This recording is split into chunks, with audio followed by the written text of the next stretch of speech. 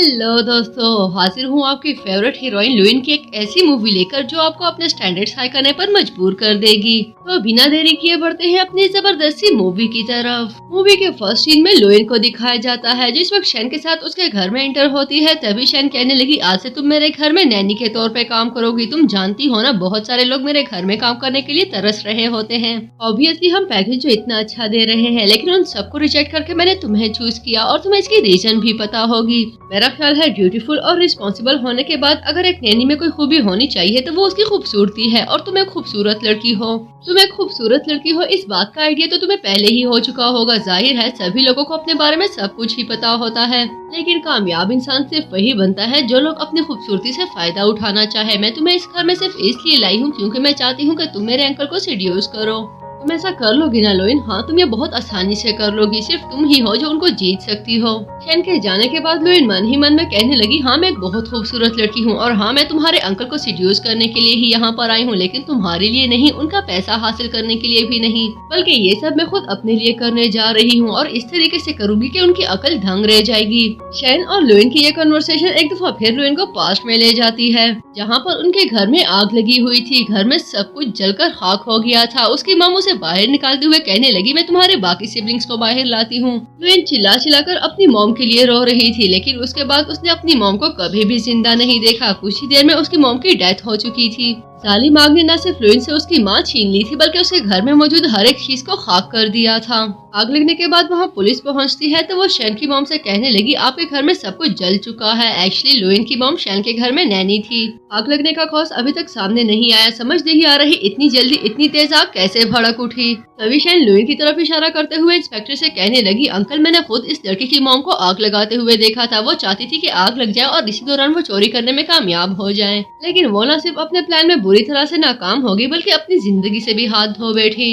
इसकी माँ तो इस दुनिया में रही नहीं। मुझे लगता है कि आग लगाने के इल्जाम में आपको इस लड़की को अरेस्ट कर लेना चाहिए। जिस पर इंस्पेक्टर कहने लगा, हम इन्वेस्टिगेशन करने के बाद डिसाइड करेंगे कि हमें क्या करना है और क्या नहीं।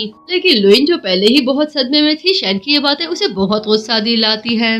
वापिस आते हैं प्रेजेंट की तरफ, जहाँ आप शैन की तरफ देखते हुए लुइन सोच रही थी, तुमसे बदला लेना तो मेरी जिंदगी का सबसे बड़ा मकसद बन चुका है। अगर मैंने तुमसे बदला ना लिया तो मेरी मॉम को कब्र में भी सुकून नहीं मिलेगा और ऐसा मैं बिल्कुल भी नहीं चाहती। किसी से भी बदला लेना हो तो सबसे पहले हमें उसके घर के अंदर घुसना चाहिए और मैं भी तुम्हारे साथ बिल्कुल यही कर रही हूँ, लेकिन शायद तुम्हें बिल्कुल समझ नहीं आ रही कि तुम्हारे साथ हो क्या रहा है। तभी वो शैन के पास आते हुए कहने लगी, मैं तो सिर्फ एक नैनी हूँ, मैं कैसे मास्टर को सीड्यूस कर सकती हूँ और ना ही मुझे इसके कोई तरीके आते हैं। तभी शैन कहने लगी, फिलहाल तो तुम पैकिंग करने में मेरी हेल्प करो। एक्चुअली नेक्स्ट 1 मंथ के लिए मुझे अब्रॉड वेकेशंस पर जाना है और मैं जानती हूँ कि मेरी वापसी तक तुम अपने मास्टर के काफी क्लोज आ चुकी होगी।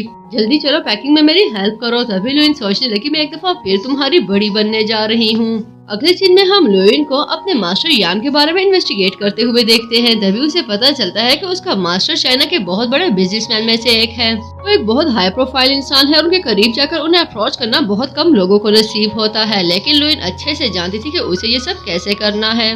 कुछ ही देर में लुइन अपनी तैयारी करके निकल चुकी थी। उसे यान को अपनी तरफ अटेंटिव करना था और इसी के लिए वो यान की गाड़ी को रास्ते में रोकती है तो ड्राइवर उस पर चिल्लाते हुए कहने लगा, क्या तुम्हें इतनी बड़ी गाड़ी नजर नहीं आ रही? क्या तुम्हें जरा भी आइडिया है कि तुमने किसकी गाड़ी को रोका है? जिस स्पीड से हमारी गाड़ी जा रही थी हम तुम्हारी बाइक भी ठोक सकते थे। इसके जवाब में लुइन उसे बताती है कि तुम्हारी गाड़ी का ऑयल लीक हो रहा है, मुझे नहीं लगता कि ये गाड़ी तुम्हारे बॉस के लिए सेफ है। लेकिन यही बात जब ड्राइवर यान को बताता है तो यान को बहुत गुस्सा आने लगा और वो अपने ड्राइवर से कहता है कि तुम्हें आइडिया है कि इस वक्त मैं कहाँ जा रहा हूँ? तुम्हें पता है ना मेरी आज की मीटिंग कितनी इंपॉर्टेंट है? क्या तुम्हें लगता है कि मेरे मीडिया पर्संस और इंटरनेशनल इन्वेस्टर्स तुम्हारा वेट करते रहेंगे? अब ये मत कहना कि तुम दूसरी गाड़ी भिजवा दोगे, क्योंकि दूसरी गाड़ी आने में बहुत ज्यादा टाइम लग जाएगा और मेरी मीटिंग का टाइम निकल रहा है। जिस पर लुइन कहने लगी, अगर तुम चाहो तो मैं तुम्हें लिफ्ट दे सकती हूँ।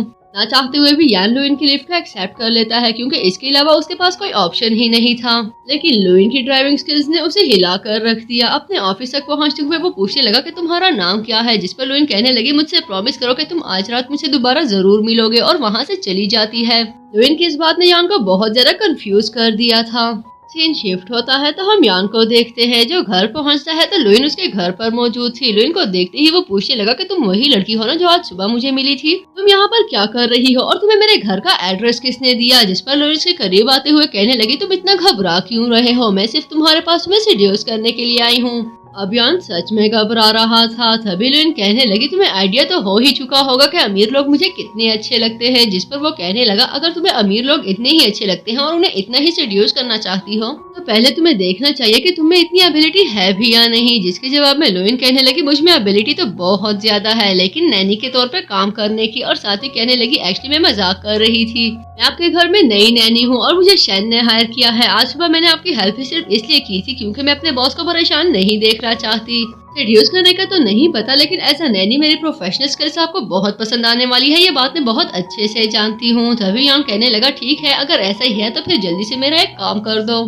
प्रॉपर स्टडी है, उसमें मेरे कोई डॉक्यूमेंट्स पड़े हुए हैं, वो जल्दी से सेट कर दो। तभी लुइन कहने लगी, मैं यहाँ पर एक छोटी सी अमाउंट कमाने के लिए आई हूँ क्योंकि मेरा ताल्लुक एक छोटी सी फैमिली से है। प्लीज आप मुझे कंफर्म करके बता दें कि मैं यहाँ पर काम कर सकती हूँ या नहीं, आप मुझे परमिशन दे रहे हैं या नहीं। जिस पर यान कहने लगा, अगर मैंने किसी को अपनी स्टडी में जाने की परमिशन दे दी है, इसका मतलब है कि वो हमारे घर काम कर सकती है, क्योंकि मेरी स्टडी में घुसना बहुत कम लोगों को अलाउड होता है। नेक्स्ट सीन में हम लुइन को रेड कलर के खूबसूरत ड्रेस में देखते हैं और उसको देखते ही यान को तो जैसे यकीन ही नहीं आया कि ये वही लड़की है जो मेरे घर में नैनी है। यान सच में लुइन की खूबसूरती से बहुत इम्प्रेस हो चुका था। तभी उसको अपनी बाइक की तरफ जाते हुआ देखकर कहने लगा, क्या तुम कहीं जा रही हो? तुमने तो इस बारे में मुझसे बिल्कुल भी परमिशन नहीं ली। जिसके जवाब में लुइन उसे कहने लगी, मेरी ऑफ ड्यूटी का टाइम हो चुका है, मुझे नहीं लगता कि अपने पर्सनल अफेयर्स के बारे में मुझे आपको कुछ भी बताने की या आपसे परमिशन लेने की कोई जरूरत है। अब कल सुबह तक मैं एक आजाद परिंदा हूँ जो चाहे कर सकता है। तभी वो कहने लगा, जो ड्रेस तुमने पहना हुआ है इसके साथ तुम बिल्कुल भी बाइक नहीं चला सकोगी, मेरी गाड़ी में बैठ जाओ। लुइन जो यान के मुंह से यही बात सुनना चाहती थी, खुशी खुशी उसकी गाड़ी में बैठ जाती है। कुछ देर बाद जॉन लुइन के पास आता है तो वो एक होटल में पियानो बजा रही थी। जिस पर वो पूछने लगा, क्या ये तुम्हारे अफेयर है? मुझे लगा था तुम सच में किसी के साथ अफेयर चला रही होगी, या फिर मुझे लगा था कि तुम सच में मुझे सेड्यूस करना चाहती हो। जिसके जवाब में लुइन कहने लगी, मेरी जिंदगी का मकसद सिर्फ और सिर्फ पैसा कमाना है, अपने से 10 साल बड़े इंसान को सेड्यूस करके मैंने क्या कर लेना है। और जाहिर है मेरे भी कुछ स्टैंडर्ड्स हैं, अगर 40 साल के आदमी को सेड्यूस करने में मैं कामयाब हो भी जाती हूँ तो भला इससे मुझे क्या हासिल होने वाला है। जिसके जवाब में यॉन कहने लगा, तुम मेरे बारे में इस तरह से बात कैसे कर सकती हो? मेरा ख्याल है तुम्हें याद रखना चाहिए कि मैं तुम्हारा मास्टर हूँ और तुम्हारी ये बातें मुझे बुरी भी लग सकती है। जिसके जवाब में लुइन कहने लगी, मैं इस टाइम ड्यूटी पर नहीं हूँ और मुझे सच बोलने की आदत है, किसी को अच्छा लगे या बुरा।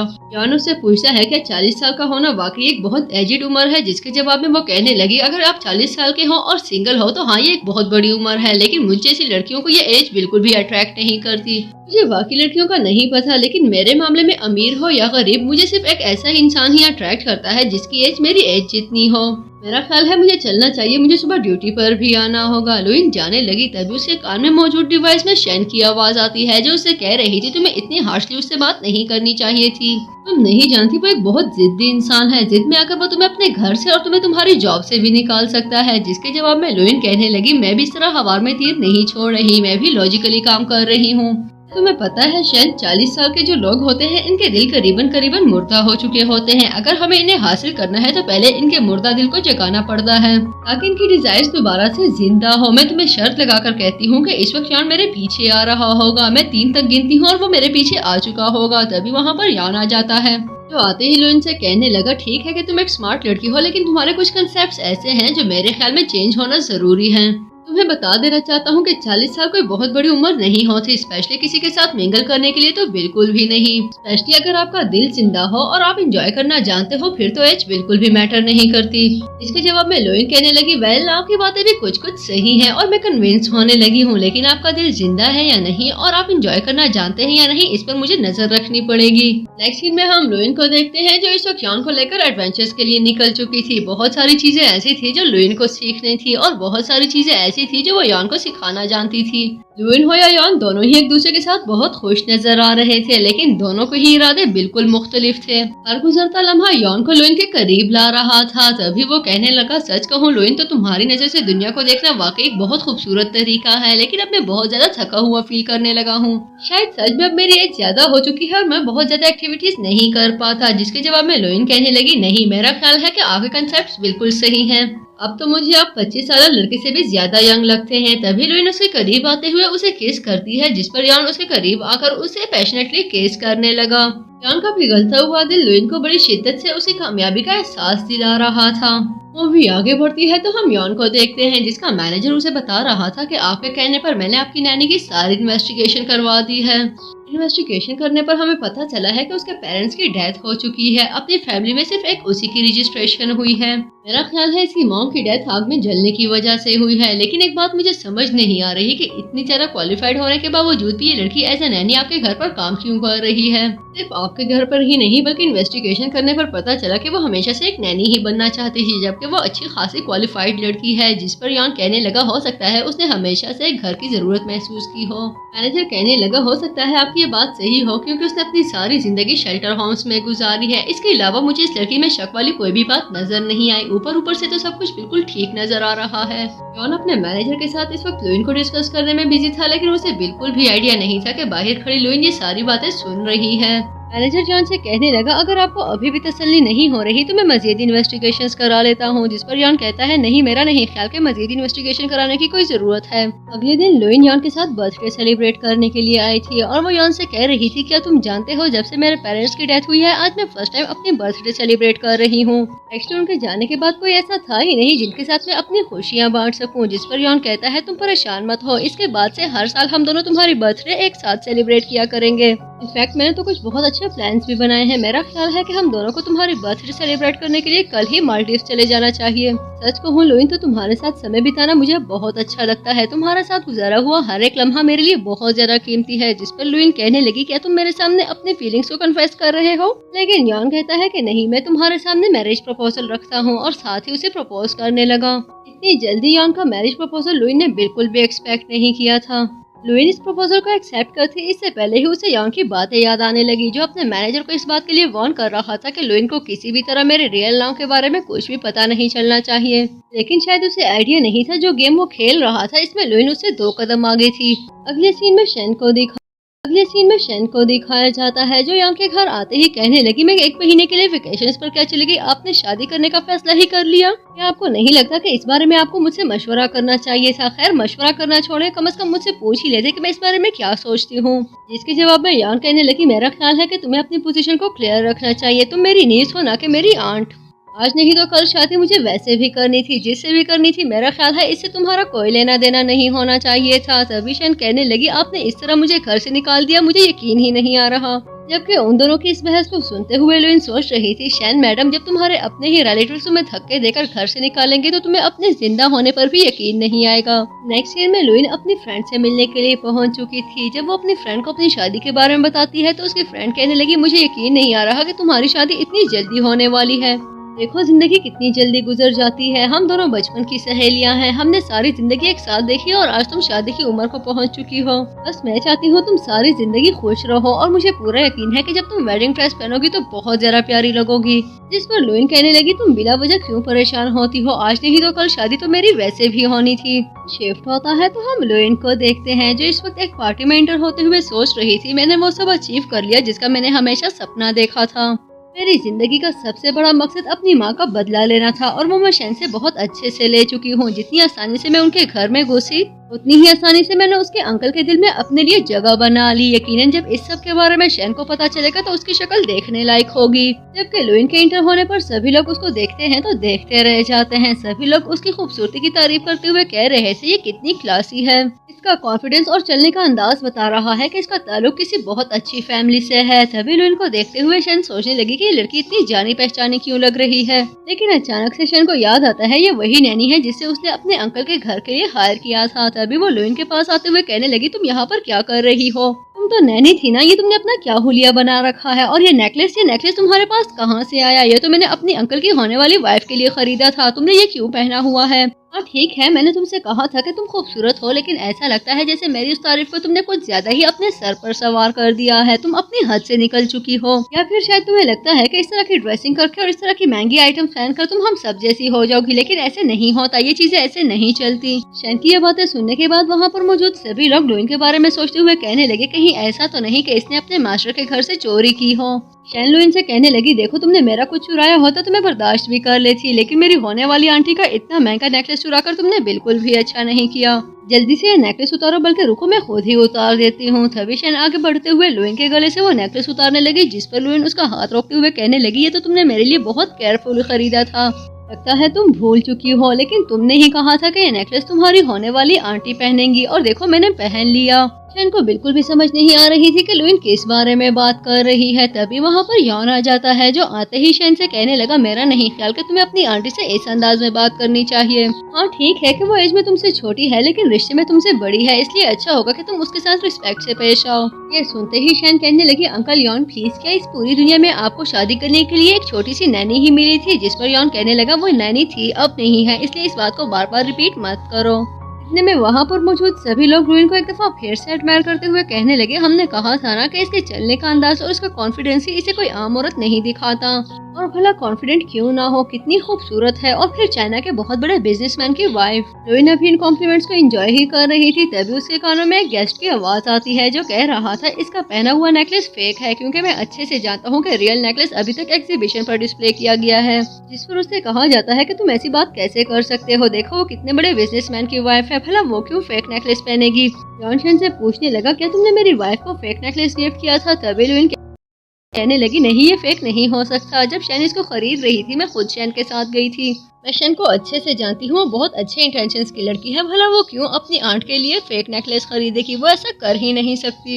लेकिन एक्चुअली आज लुइन ये नेकलेस जानबूझकर पहन कर आई थी, क्योंकि उसे बहुत अच्छे से आइडिया था कि शैन ने उसको फेक नेकलेस दिया है, और यही बात वो सब लोगों को दिखाना चाहती थी। फ्लैशबैक के थ्रू हम लुइन को देखते हैं, जो इस वक्त शॉपिंग करने के लिए शैन के साथ शॉपिंग मॉल आई थी। तभी वो शैन को एक नेकलेस पसंद करते हुए देखती है, तभी लुइन उसे कहने लगी, ये नेकलेस फेक है। उसकी इस बात पर शैन को गुस्सा आ जाता है, और वो कहने लगी, अब मुझे ऐसी सजेशंस मत देना जैसे तुम बहुत बड़ी ज्वेलरी डिजाइनर हो, मैं अच्छे से जानती हूँ कि ये फेक है, लेकिन फिर भी ये मैं अपनी होने वाली आंट को गिफ्ट करना चाहती हूँ, क्योंकि मैं अच्छे से जानती हूँ कोई भी लड़की मेरे अंकल से शादी करने के काबिल नहीं है, और उसे आइडिया होना चाहिए कि एक फेक नेकलेस ही वो डिजर्व करती है, क्योंकि ना आज ना कल वो कभी भी हमारी फैमिली का हिस्सा बनने के काबिल नहीं हो सकती। लेकिन जब इस सब के बारे में यॉन को पता चलता है तो उसे बहुत बुरा लगा, और वो शैन से कहने लगा, शैन भला तुम ऐसा कैसे कर सकती हो, तुम जानती हो ना तुम मेरी वाहिद रिलेटिव हो, मेरे अलावा इस पूरी दुनिया में तुम्हारा कोई नहीं है, मैंने हमेशा अपने बच्चों जैसा तुम्हारा ख्याल रखा, हमेशा तुम्हें अपनी छोटी बहन समझा, लेकिन तुम क्या कर रही हो, तुम मेरी होने वाली वाइफ के लिए एक अच्छा सा गिफ्ट खरीदना चाहती थी, और उसके लिए मैंने तुम्हें 2 मिलियन युआन दिए थे, लेकिन देखो तुमने एक फेक नेकलेस खरीदा। मुझे समझ नहीं आ रही आखिर तुम ऐसा कैसे कर सकती हो,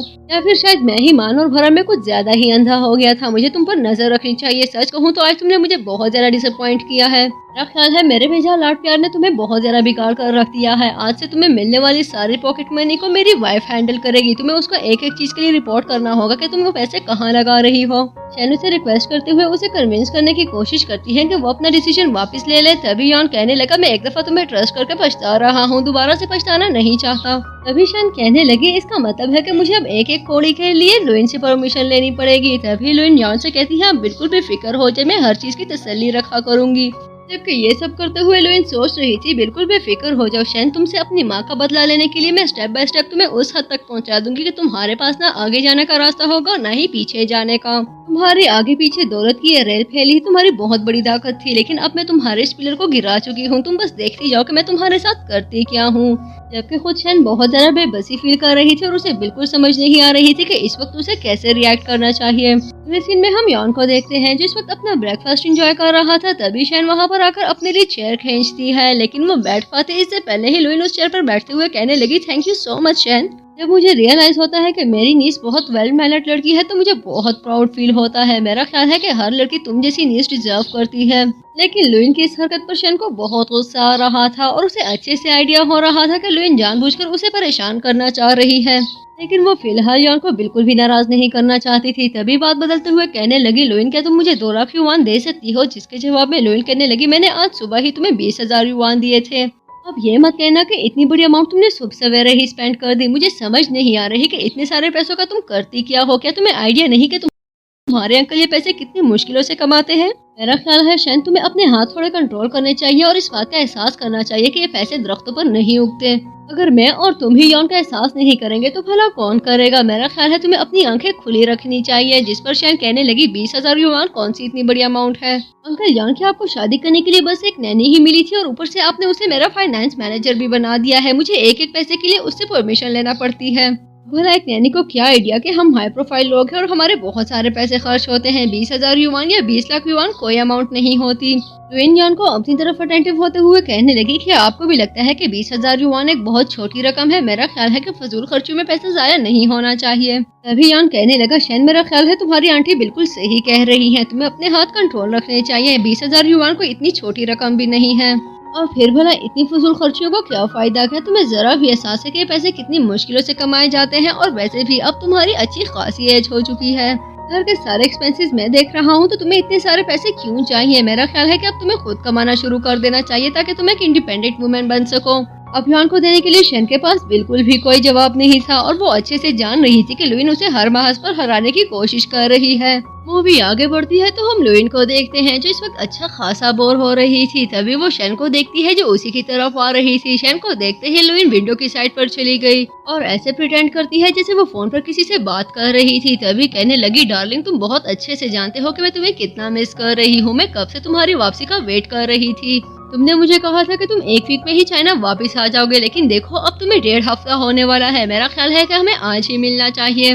सच कहूँ तो तुम्हारी शक्ल देखने को तरस गई हूँ, लेकिन प्लीज आज थोड़ी देर के लिए मत आना। मैं तुम्हारे साथ बहुत सारा समय बिताना चाहती हूँ। ठीक है, मैं 2 बजे तुम्हारा होटल लेटीन में वेट करूंगी, लेकिन टाइम पर जरूर आना। और ये सब सुनने के बाद शैन कहने लगी, बिलाखिर मेरे हाथ एक ऐसी बात लग चुकी है जो मैं आसानी से अंकल यॉन के साथ शेयर करके उन्हें फंसा सकती हूँ। तभी शैन मीडिया पर्सन्स को मैसेज करके उनसे कहने लगी कि चाइना के बहुत बड़े बिजनेसमैन मिस्टर यॉन की वाइफ को लेकर मेरे पास बहुत गर्म न्यूज है जो यकीनन तुम लोग जरूर हासिल करना चाहोगे। तो मेरे बताए हुए एड्रेस पर जल्दी से पहुंच जाओ। अगले सीन में शैन मीडिया पर्सन्स को लेकर होटल एटीन के रूम में पहुंचती है, जहां पर उसे पूरा यकीन था कि लुइन अपने लवर के साथ मौजूद है। नॉक करने पर लुइन बाहर निकलती है तो शैन कहने लगी, तुम्हें पहले दिन देखते ही मुझे आइडिया हो गया था कि तुम एक नंबर की कैरेक्टरलेस लड़की हो, इसलिए मैंने तुम्हें अपने अंकल के लिए चूज किया था।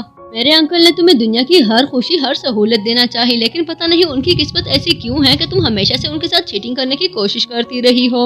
यकीनन जब इस सब के बारे में अंकल को पता चलेगा तो वो तुम्हें धक्के देकर इस घर से बाहर निकाल देंगे। तब मैं देखती हूँ कि तुम्हारी अकल निकलती है या नहीं। तभी उसे एक जोरदार थप्पड़ पड़ता है। थप्पड़ पड़ते ही शैन कहने लगी, तुम्हारी हिम्मत भी कैसे हुई मुझे थप्पड़ मारने की? एक तो मेरी आंट के साथ डेट कर रहे हो। लेकिन तभी उसे रियलाइज होता है कि उसके सामने मौजूद शख्स कोई और नहीं बल्कि अंकल यॉन है। शैन को देखते हुए यॉन कहने लगा, तुम मेरी वाइफ को पसंद नहीं करती, इस बात का मुझे आइडिया हो चुका था, लेकिन तुम इस हद तक गिर जाओगी मुझे बिल्कुल भी आइडिया नहीं था।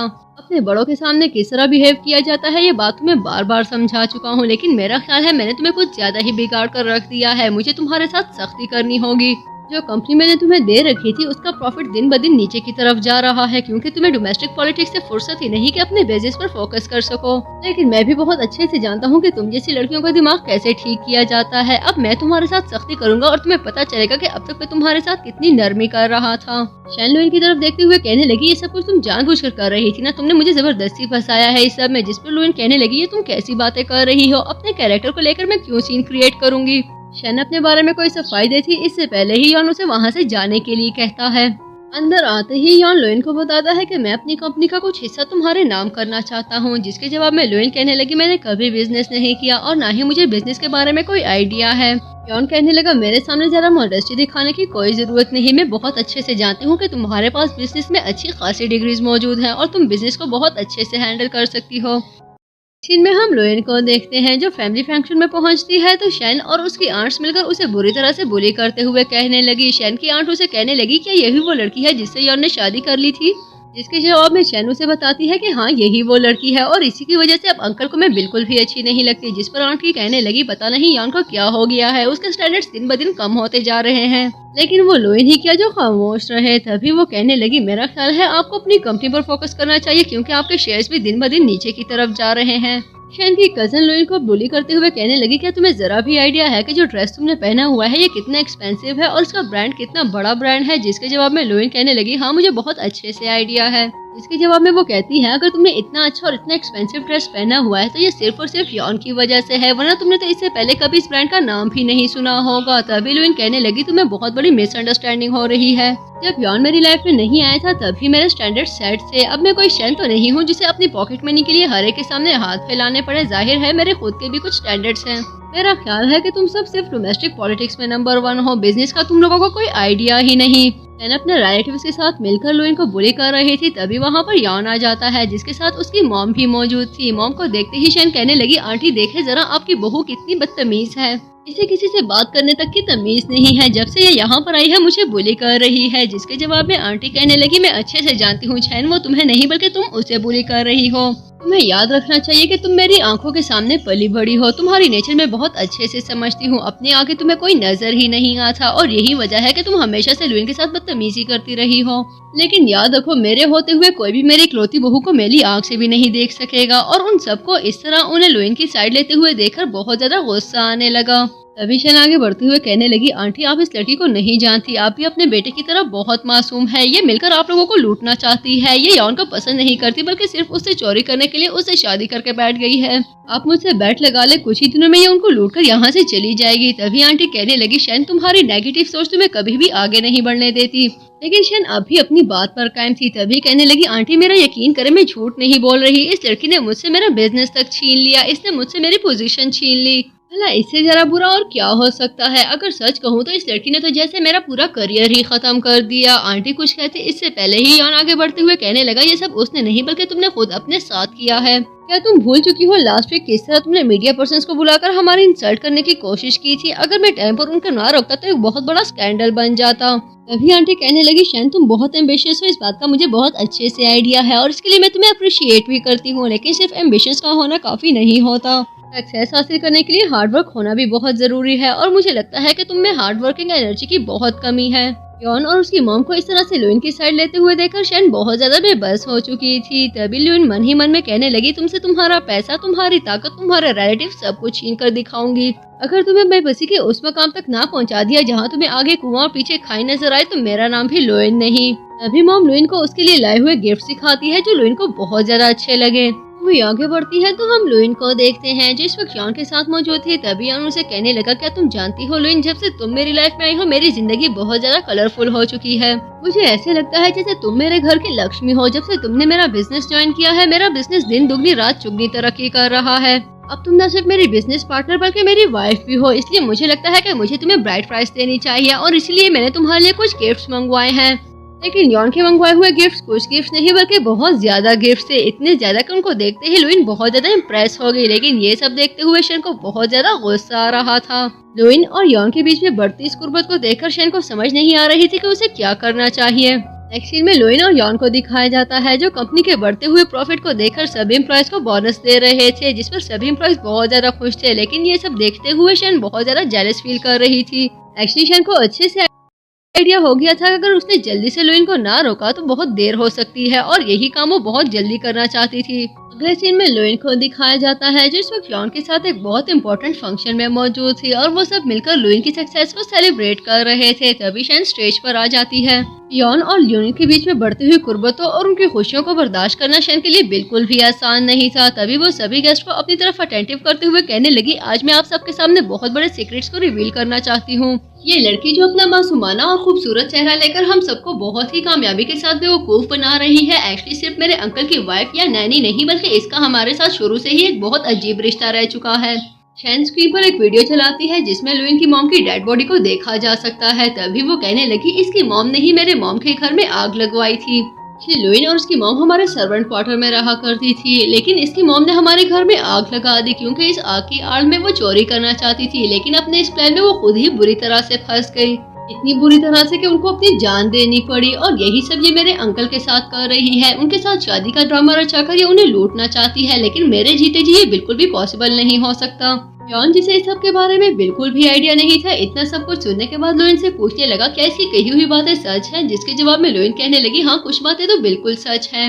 मेरी मॉम की डेथ इनके घर में लगी हुई आग की वजह से हुई थी, लेकिन पोस्टमार्टम की रिपोर्ट के मुताबिक उन्हें धक्का देकर उस आग में जलाया गया था और वो धक्का किसी और ने नहीं बल्कि इसकी मॉम ने ही दिया था। और वो आग भी किसी और ने नहीं बल्कि इसकी मॉम ने ही लगाई थी क्योंकि वो अपने हस्बैंड से अपनी जान छुड़ाना चाहती थी। और ये सब बातें मैं सिर्फ हवा में नहीं कर रही बल्कि मेरे पास इसके लिए प्रूफ मौजूद है क्योंकि मैं पिछले कई सालों से इस पर इन्वेस्टिगेशन कर रही हूँ और इसके खिलाफ प्रूफ इकट्ठे करने की कोशिश कर रही थी।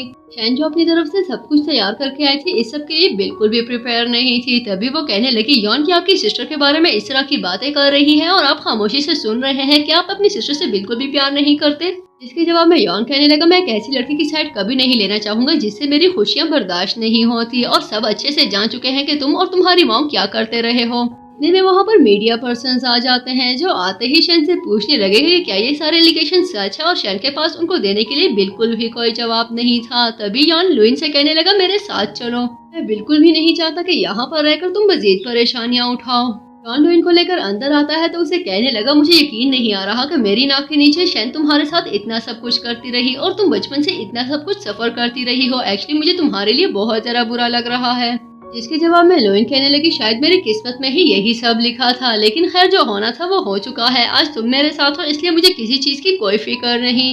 तभी यहाँ लुइन को यकीन दिलाता है कि अपने आने वाली लाइफ में वो हमेशा उसे प्रोटेक्ट करता रहेगा और उसकी मौजूदगी में कभी भी कोई भी लुइन को हर्ट नहीं कर सकेगा। तभी लुइन उसके करीब आते हुए उसे हक कर लेती है। अगले सीन में हम लुइन को देखते हैं जो इस वक्त अपनी फ्रेंड से बात कर रही थी और उसकी फ्रेंड उसे बहुत नाराज थी। कह रही थी, तुम बहुत ज्यादा बदल चुकी हो, मैं देख रही हूँ जब से तुम्हारी जिंदगी में यौन आया है तो मुझे बिल्कुल भी लिफ्ट नहीं कराती।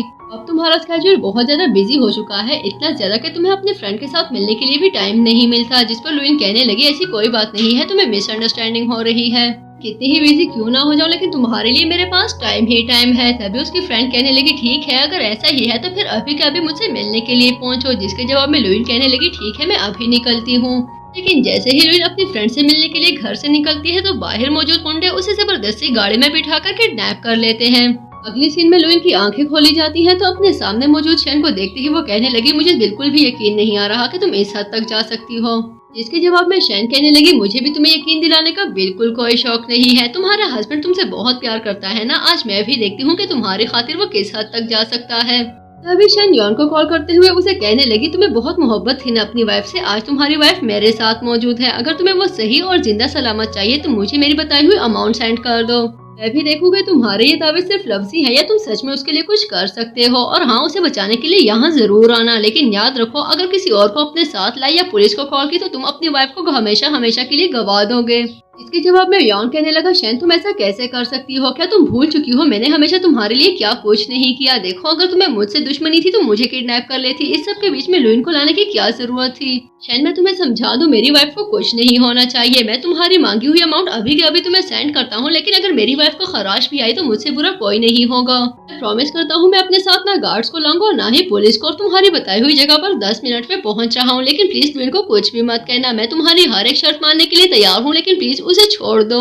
शैन कॉल ड्रॉप करती है तो उसे अमाउंट रिसीव हो चुकी थी। तभी वो लुइन के करीब आते हुए कहने लगी, पता नहीं तुमने कौन से बाबे से दम कराया होगा, इतनी अच्छी किस्मत है तुम्हारी, यौन तो तुम्हारे इश्क में पागल हो चुका है, लेकिन इस बारे में ज्यादा खुश होने की कोई जरूरत नहीं क्योंकि मुझे पागलपंती निकालना बहुत अच्छे से आता है। तभी लुइन कहने लगी, जो कुछ तुम्हारे साथ हो रहा है ये इसलिए क्योंकि तुम्हारे पास्ट में एक्शंस बहुत खराब थे। मेरा ख्याल था जो यान ने तुम्हारे साथ किया और जो सबक मैंने तुम्हें सिखाया उसके बाद तुम सीधे रास्ते पर आ जाओगी, लेकिन तुम्हारी मिसाल कुत्ते की दुम जैसी है जिसे 100 साल भी बोतल में रखा जाए तब भी वो सीधी नहीं होती। शैन उसे कहने लगी, बड़ी अकड़ है तुम्हारी, मेरे कब्जे में हो और फिर भी मुझे ही बातें सुना रही हो। जिसके जवाब में लुइन कहने लगी, हाँ क्योंकि मैं बहुत अच्छे से जानती हूँ कि तुम मेरा कुछ भी नहीं बिगाड़ सकती, और अगर तुमने मुझे कुछ कर भी दिया तो यौन के हाथों तुम्हें जाया होने से कोई भी नहीं बचा सकता, इसलिए अच्छा होगा कि तुम सोच लो कि इस वक्त तुम क्या कर रही हो।